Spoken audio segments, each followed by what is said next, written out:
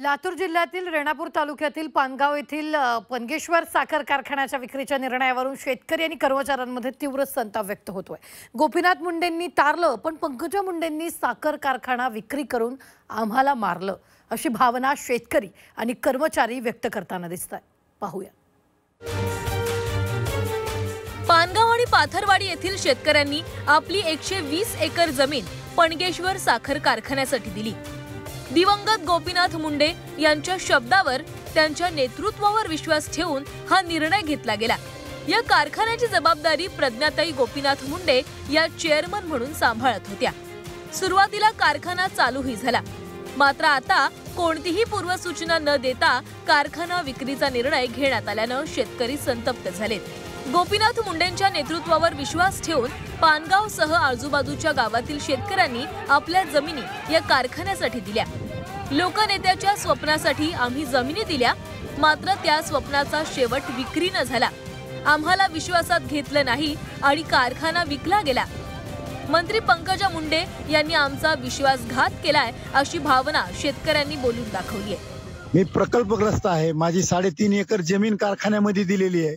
निवळ अल्पशा किमतीमध्येच मुंडे साहेबांवर विश्वास ठेवून जमीन दिलेली आहे 40,000 रुपये एकरने।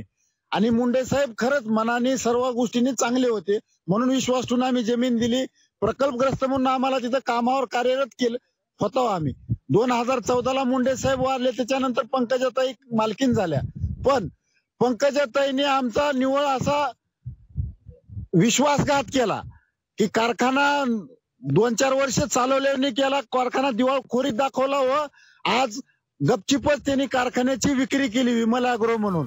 पनगेश्वर साखर कारखाना 23 वर्षांनंतर दिवाळखोरीमध्ये गेलाय आणि आता त्याची विक्री झाली। विमल ॲग्रो कंपनीने विकत घेतलेल्या या कारखान्याच्या हंगामावेळी हा प्रकार उघड झाला।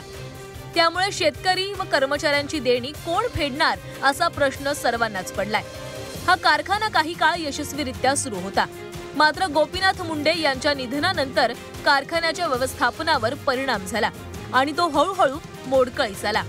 पंकजा मुंडेंनी कारखाना पुन्हा सुरू करण्याचे प्रयत्न केले, पण आर्थिक तोट्यामुळे किंवा व्यवस्थापन अडचणींमुळे तो यशस्वी झाला नाही। आज आमच्या अशी परिस्थिती आहे की आमचे लेकरं लग्नाला आलेले आहेत, आमचे लेकरं शिक्षणापासून वंचित आहेत आणि ताई साहेब तर सगळ्या महाराष्ट्राचा अश्रुपुसा निघाल्यात। पण इथले जी लेकरं म्हणतात की आमचे बहीण असले नाही तर मुंडे साहेब आमचे पालन करते होते आणि ताई साहेब इथल्या लोकांचे अश्रुपुस नव्हतं, महाराष्ट्राचे अश्रुपुसला आहेत। आमचं एकच म्हणणं आहे की ताई साहेब तुम्ही महाराष्ट्राच्या अश्रुपुसला आमच्या कर्मचाऱ्याच्या अश्रुपुसा। एवढंच आमचे कर्मचारी आहेत आणि किती लोकांचा पगार? आमचे कर्मचारी आहेत 578, त्याच्यामध्ये आमची पगार आहे 12,02,00,000 रुपये। या कारखान्यामुळे रोजगार, स्थानिक विकास आणि ऊस उत्पादकांसाठी एक स्थिर बाजार निर्माण झाला होता। त्यामुळे या कारखान्याच्या विक्रीमुळे अनेकांची जीवनशैली आणि अर्थव्यवस्था डगमगली आहे। या प्रकरणात पंकजा मुंडेंनी स्पष्ट भूमिका मांडावी अशी मागणीही आता शेतकरी करतायत। तसंच जमिनी दिलेल्या शेतकऱ्यांना योग्य मोबदला आणि पर्यायी मदत मिळावी अशी मागणी सध्या शेतकरी करताना दिसतायत। वैभव बालकुंदे, झी 24 तास।